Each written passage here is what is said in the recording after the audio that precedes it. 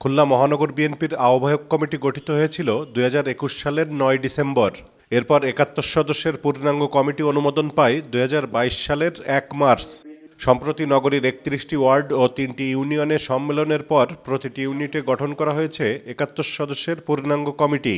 এছাড়া ৫টি থানায় সম্মেলন সম্পন্ন করেছে মহানগর বিএনপি। ১৫ ফেব্রুয়ারির মধ্যে হবে মহানগর বিএনপির সম্মেলন ঘিরে চাঙ্গা হয়ে উঠেছেন নেতাকর্মীরা।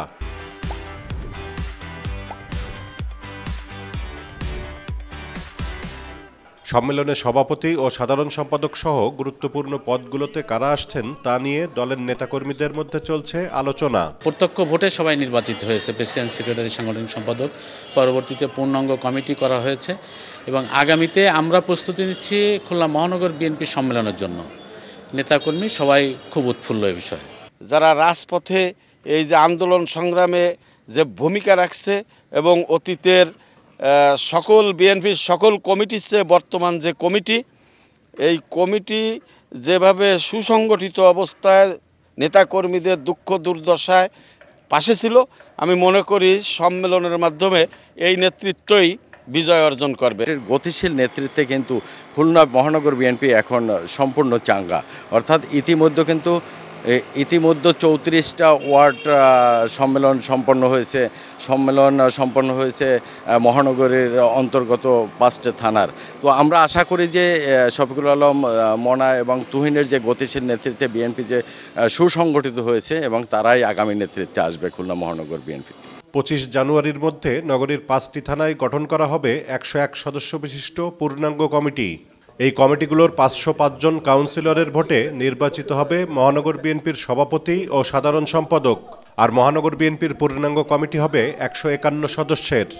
এই সম্মেলনের মধ্য দিয়ে খুলনা মহানগরীর নেতাকর্মীরা যারা বিভিন্ন সময় নির্যাতিত হয়েছে, অত্যাচারিত হয়েছে, তারা একটা নির্বাচিত কমিটি পাবে, যে কমিটি আগামী দিনে দলকে সামনের দিকে এগিয়ে নিয়ে যাবে।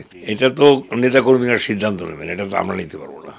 নেতাকর্মীরা যদি মনে করে যে আমাদের রাখার প্রয়োজন রাখবেন, আর তারা যদি মনে করে যে না নতুন কাউকে নির্বাচিত করবেন, সেটা তাদের ব্যাপার। আর পার্টির হাইকমান্ড আমাদের উপর দায়িত্ব দিয়েছিলেন, সেই দায়িত্বটি আমরা চেষ্টা করেছি সঠিকভাবে পালন করার। খুলনা মহানগর বিএনপি 16 বছর